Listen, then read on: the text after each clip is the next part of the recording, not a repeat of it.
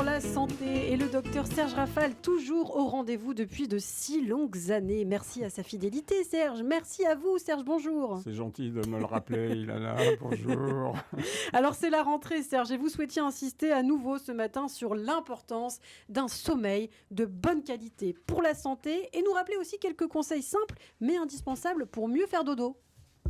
En effet, Ilana, plusieurs études réalisées et publiées récemment nous apportent des preuves chiffrées de l'importance d'un bon sommeil pour la santé et, à l'inverse, son rôle délétère lorsqu'il est de piètre qualité. Le sommeil est une fonction véritablement essentielle et pourtant maltraitée. Nous dormons le tiers de notre vie. Vous avez donc, Ilana, déjà dormi une dizaine d'années. C'est terrible. Mais nous dormons malheureusement de moins en moins. Les chiffres sont là et impitoyables. C'est ainsi que nous avons perdu 1h30 depuis les années 80, l'équivalent d'une nuit par semaine, soit plus d'1 mois et demi chaque année. Et ceci n'est pas sans conséquence car la dette de sommeil est propice au développement de nombreuses pathologies et maladies, principalement mentales, métaboliques, cardiovasculaires. Vous allez faire peur à toute l'équipe de la matinale, Serge. Alors est-ce que vous pouvez nous préciser le lien insomnie-dépression ? L'insomnie, qui concerne près de 50% des plus de 60 ans, double la probabilité d'un épisode dépressif majeur. Une équipe de psychiatres et de comportementalistes de Los Angeles a mis en place un essai randomisé qui a inclus près de 300 septuagénaires. La moitié d'entre eux a bénéficié d'un traitement cognitivo-comportemental, l'autre groupe de simples conseils éducatifs sur le sommeil.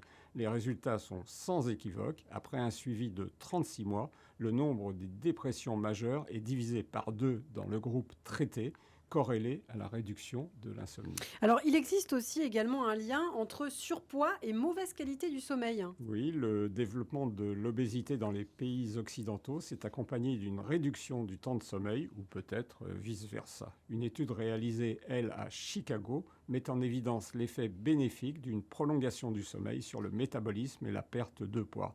Une extrapolation évoque une réduction pondérale qui pourrait atteindre 12 kg en 3 ans si on poursuivait cette focalisation sommeil, ce que n'a pas fait cette étude qui a duré seulement quelques semaines. Une expression du XVIIIe siècle, devenue par la suite un proverbe, ne dit-elle pas « qui dort dîne ». Mais son étymologie amusante n'a rien à voir avec notre propos. Dans certaines auberges, le gîte pour les voyageurs était indissociable du couvert. On ne pouvait y dormir sans y dîner. Ce qui ne veut pas tout à fait dire que le sommeil remplace le souper. On dort généralement moins bien, l'estomac vide.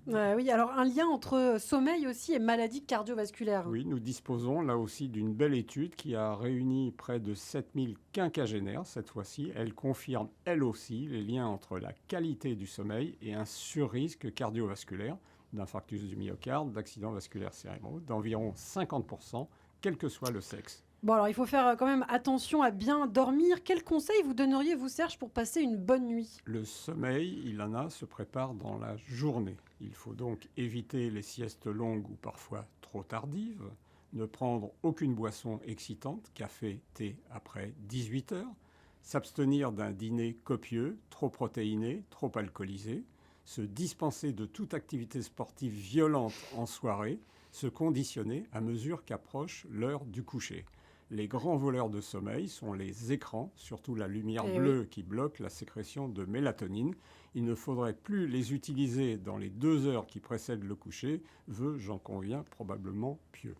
Pas de bain chaud avant de se mettre au lit. Tout ce qui augmente la température corporelle empêche un bon sommeil.